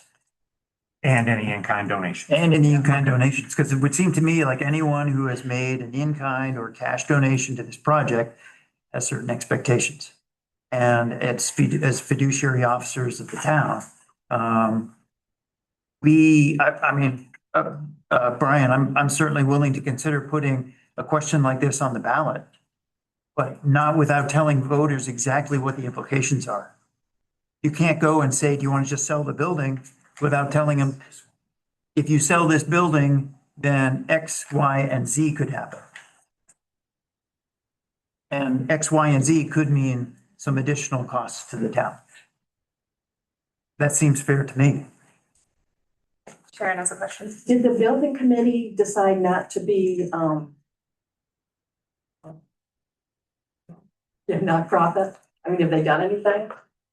I haven't had you guys had meetings since. We haven't had a meeting since, and since So no then, one's heard that the they're majority of the interested board, in doing it? like they resigned, so I don't know if we have another meeting or what the deal is yet. Well, one of our items today is to consider the resignation of three of the board members, or three of the committee members. So the people that have talked to me about it are separate from the committee members. But are any of those committee members here, Darlene? They didn't ask to be, Oh, well, I just think if someone's interested, they'd wanna come and listen to what's going on. they could be listening on Zoom, Okay. so, Right. you know, Yeah. I know it's something we were waiting for, the decision of the 1856 committee, and I don't know where that stands now, so. Because the lady at that meeting said like in a day, they could be a nonprofit.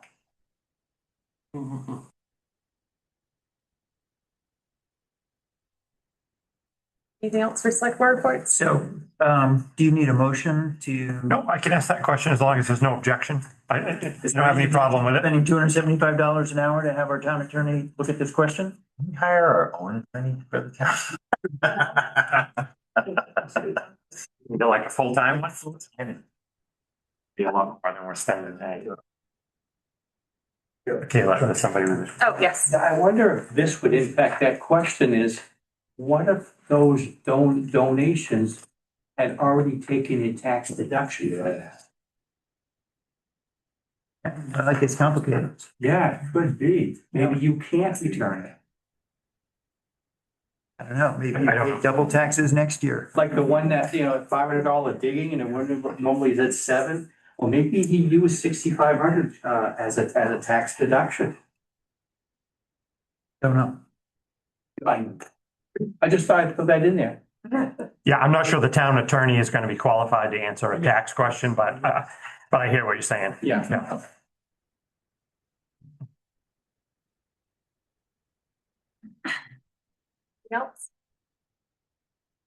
Next item is public comment. Afraid of that one. Oh, yes. Strange question, but you have a list of all those people who've donated everything, right? So is it a huge amount of people? I mean, can you make a phone call and see if somebody's gonna come back and ask for their money back? Or maybe we don't need to spend the money. It's a list. I don't know exactly how many are on it. I don't remember. I haven't looked at it in a little while. I'd hazard to guess because I don't know. I don't recall, to be honest. We do need to move along and our list of volunteers is dwindling quite substantially based on item number 9. If you have another I was question. gonna say, some of those people that donated money, couldn't you have them take that donation and like on your trails, put a bench? Do something else other than windows and things? They could have a donation recognized on their walking trails or the snowmobile trails or something. Already. Spent. Well, it's spent on the purpose that it was meant for then, right? I don't know. I would just suggest respectfully that what we're contemplating doing is taking someone's hard-earned money that they willingly gave the town for a specific purpose and putting it in our pocket. And if we ever in the future want townspeople to donate their time, their effort, their money, their treasure, their cherished things, then we need to understand what we're about to do. Because that will not happen. You know, Representative Davis donated the Monmouth Town Beach to the town. What if we were to go and just say, no, I think we're gonna sell that? You think anyone would step forward to make such a generous donation to us? Not for a very long time. I think the way this project was done, I don't think the townspeople will likely do another project like this with their money. Well, I don't think anybody would want to volunteer with the way that they were treated by a select board that should be supportive of all the committees that work for this town and all the people that volunteer their time. I think it's very important that we take a step back as a group of 5 individuals, no matter how we feel about a project, whether we're for it or against it. We represent all of this community, and we need to be very careful about how we treat our volunteers in this town. I volunteer an incredible amount of time to this town, and I would expect this committee to support me in all those endeavors. And I think we need to be very careful with what we say and what we do and how we treat members of this community that do volunteer their time. I would also suggest that part of the bad blood that we are going through right now is not about, it's not about whether we agree or disagree with one another. It's about how we see our neighbors treating folks who are just trying to do what they think is right. And if we don't stand up to folks who are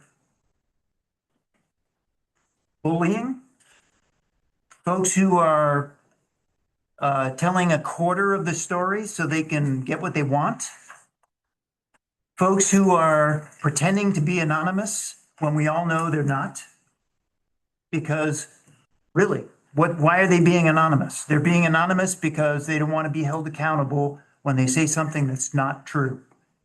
And when untruths are spoken about our neighbors, we might not agree with them. But if we are silent in the face of that, shame on us.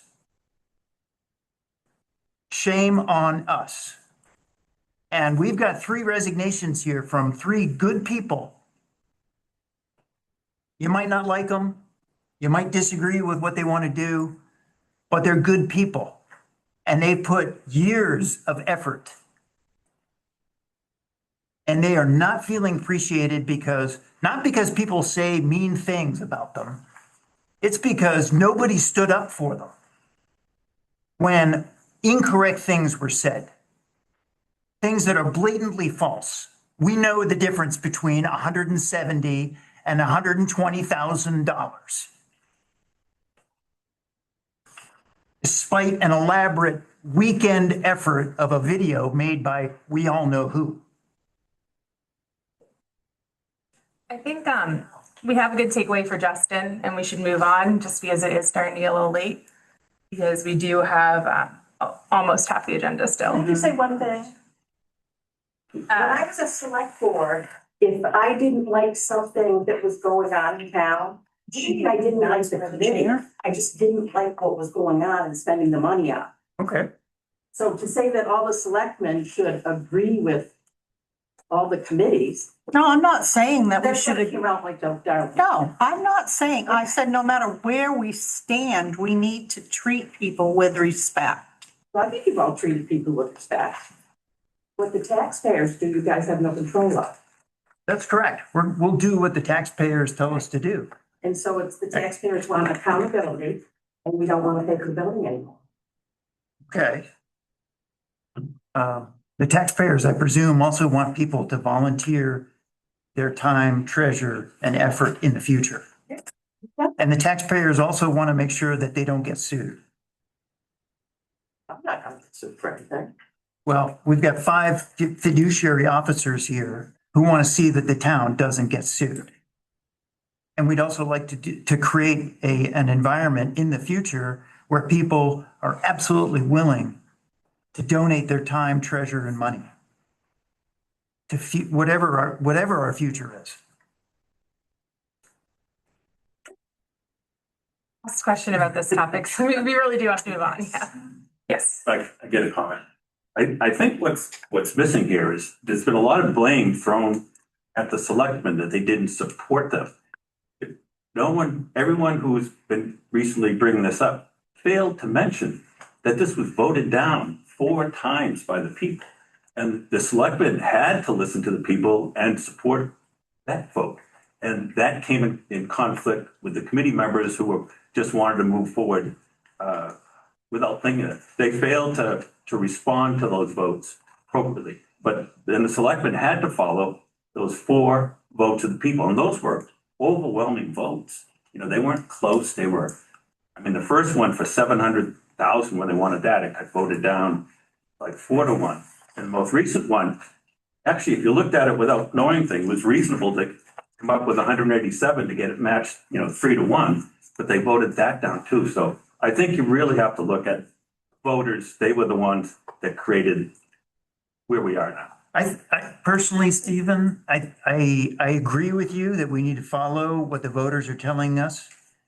I would also say that when fallacy and misinformation and downright propaganda is used against people in a very personal way, if any one of us has not spoken up against that, then I would say shame on us. Because you know what? That's the reality of why we're accepting 3 resignations. People have been personally attacked for trying to do what they think is right in the name of the town. We can disagree, but we don't have to be disagreeable. Is your comment about 1856? If it is, No, it's No, not. no, let's move on. We need to move on. okay, as long as it's quick, because we really do have to move on. So if there's so much misinformation being spread by a group of us, thank you, prove us wrong. Show us the misinformation. If anything that's out there has been wrong, show the other side. Show the truth. The end. Thank you. Other comments, right? The next item is to consider a resolve approving the emergency medical services transport plan. So what this is a boilerplate form that we're apparently supposed to have on file and we don't with the Winthrop Ambulance Service. This is basically state law requires each town to designate an entity or a business or somebody that is responsible for transporting people in an emergency situation. They don't have this on file over at Winthrop Ambulance Service, so we need to pass this resolution and have you folks sign it, and then they'll file it with whoever it belongs to. I make a motion, we approve the emergency medical services transport plan. I'll second it. A motion by Kent and a second by Darlene to approve the emergency medical services transport plan. Yeah. All in favor? No one's opposed. So the next item is to consider deeming the past due taxes on map 44 lot 14-003 as uncollectible. Okay, so this was a property that was transferred a long time ago, back when we had a different computer system. And it's one of those properties where a portion of the back acreage hangs over the town line. It's really, it was recorded in Winthrop, not as Monmouth, so it's been kind of hanging over on the Monmouth side of the line. The previous owner was never taxed for it because the town never knew that it had been transferred. Since the old taxes that are, it has since been transferred again, The old owner is a defunct LLC that doesn't exist anymore, so these back taxes are really uncollectible, but we can't discharge them without your permission. So we've been trying to, Sarah's been working very hard to try to clean these up. So there's the new owner is aware that there's going to be a tax bill in each town moving forward and has paid the current year since they own it, but the total in the back taxes with interest costs and fees is $3,712.14. And this was as of July 28th. If you can just, in your motion, if you can just say whatever is due as of today, August 5th, that would be wonderful. Okay, just say Yeah. yes. Thank you.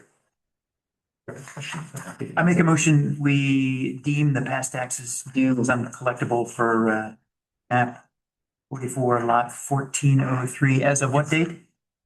Today, August 5th. As of today. We have a motion by Kent and a second by Mark to deem the past due taxes on map 44, lot 14-003 as uncollectible. All in favor? All opposed? Next item is to consider the resignations of Larry Bugia, Steve Eldridge, and Kristen Sanborn from the 1856 Academy Committee. Some towns have a consent agenda. In that case, these would just go through without you taking any action. We don't have a consent agenda in Monmouth because we don't often have these types of things that don't really require any debate. So it is an agenda item. All you have to do is accept their resignations if you so choose. I mean, you could say no if you want to, but they don't want to serve anymore. Motion. You should. Yeah. The motion may accept the resignations. So we have a motion by Brian and a second by Mark to accept the resignations of Larry Bougie, Steve Eldridge, and Kristen Sanborn from the 1856 Academy Committee. All in favor? All opposed? I'll be opposed. It's 3-2. The next item is to consider reappointing Donald Maycomer and appointing Benjamin Dyer to the Board of Appeals. Their applications were in there. Donald Makeover is currently a member. He's willing to continue serving. The new applicant is Jim Dyer. Anybody wants to? These are both well-respected folks with legal backgrounds. I make a motion, we reappoint Donald Maycomer and Benjamin Dyer to the Board of Appeals. I'll second that. So we have a motion by Kent and a second by Darlene to reappoint Donald Maycomer and appoint Benjamin Dyer to the Board of Appeals. All in favor? Is your hand up? I didn't see. Yes. Okay. All right. So next item is the fiscal year 26-27 warrant for July 16th, 2026. Like these, so bear with me as I go through here.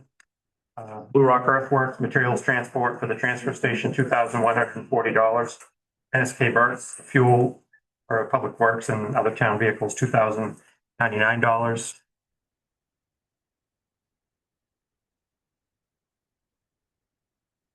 IOV Community Planning, that's the town's planner, $3,270.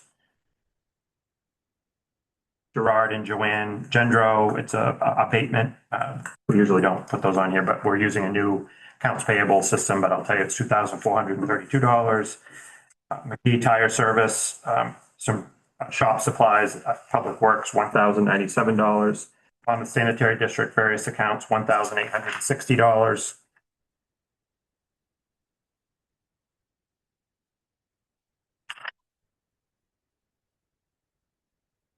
Treasurer State of Maine, Moses Inland Fisheries and Wildlife, $13,444.25. And Vision Government Software, that's the assessing database, $14,209 for a warrant total of $55,530.24. Motion that we pay fiscal year 26-27 warrant as of July 16th, 2026. So a motion by Darlene and a second by Kent to approve fiscal year 26-27 warrant for July 16th, 2026. All in favor? All opposed? Okay, so I need a motion to enter executive session. Make a motion, we enter executive session pursuant to the RSA section 405C real estate.